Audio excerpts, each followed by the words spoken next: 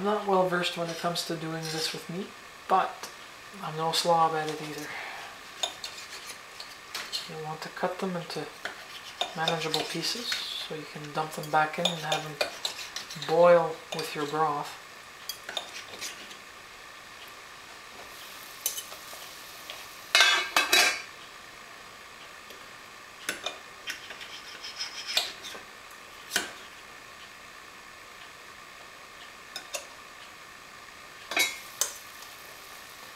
If you are cooking chicken and it looks like this, don't eat it. Not unless you want to end up with a serious case of salmonella poisoning. Remember, this isn't sushi or fresh fish.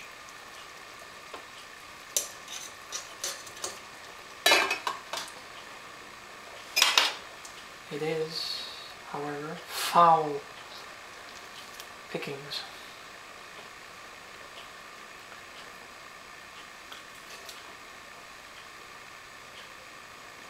Now that the meat has started to cool down, when it's properly cooked, you can literally peel it off the bone without having any issues. But when it's raw like this, it's a little bit more difficult.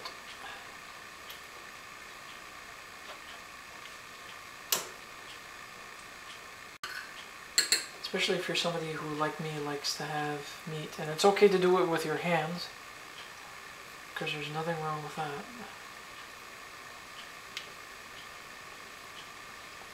As long as you remember to wash your hands, of course. Which I always do before cooking.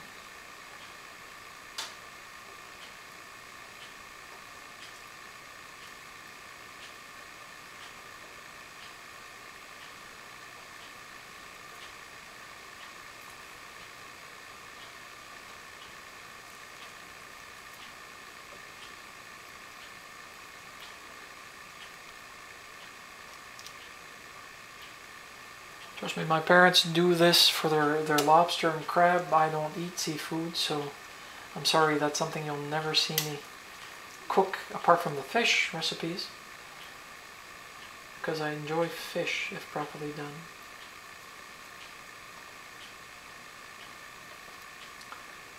And that's it. We can call this burn clean picked. I'm going to dump this guy later.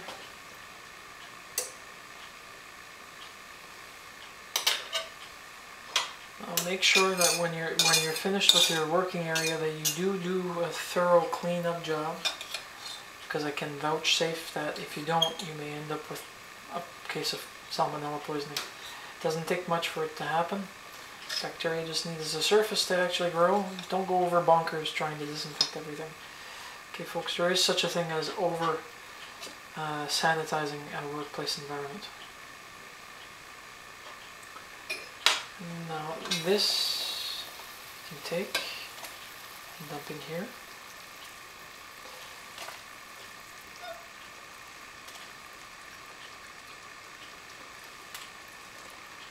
And let it boil with the carrots for the remaining time. The way it's cut now, it's going to cook evenly and cleanly. And do what you need to do with this. I'll be right back after this commercial break. I've just added in the rest of the ingredients all together. I'm going to give them a 5-minute boil time, and then I'm going to add my rice and my oil. Mwaha! I'm back. I added my olive oil, and here I'm going to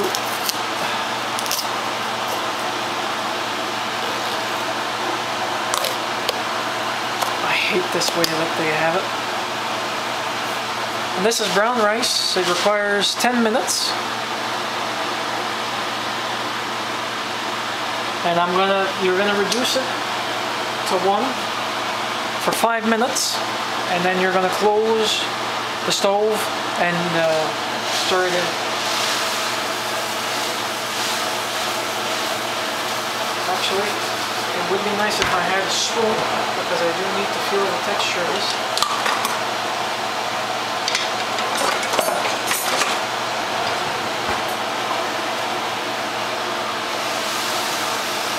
So I know that I'm actually doing it right. This takes experience, otherwise you can just measure it depending on the amount of water.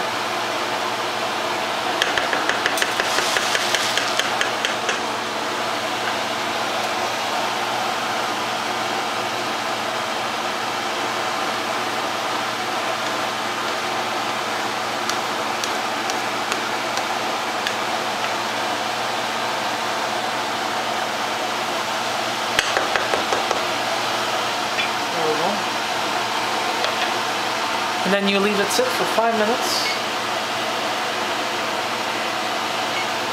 And you come back to stir it again, take it off the stove, and then taste test. Okay, 5 minutes are done. Stir it.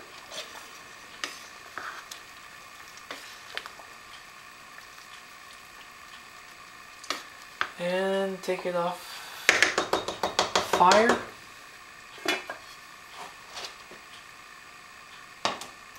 Let it set for a while for another 5 minutes. Oh, not 15, 5.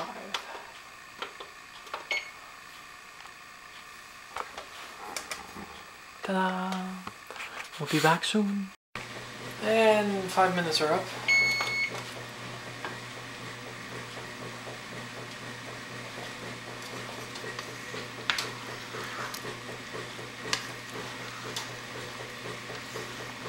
Still some liquid down in the bottom, but that's okay.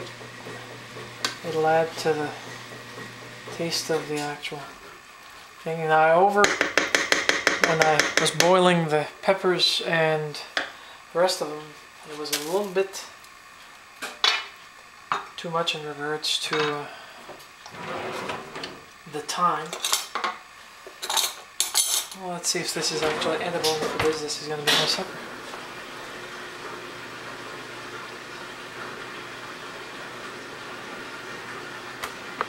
Turn you guys my way so you can see me choke on the result.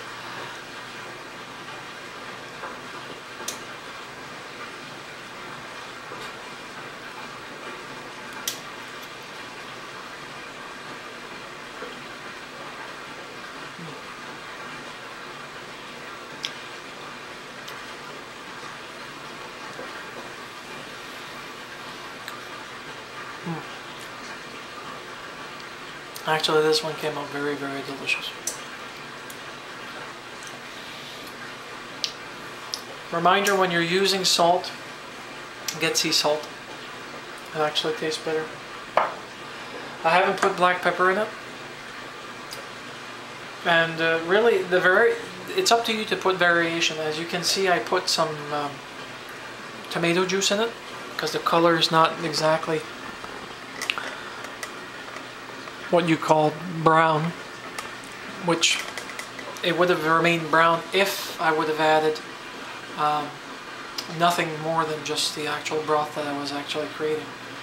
But I hope you try this. I hope you enjoy it. We'll entitle it Brown Rice Casserole à la Nick.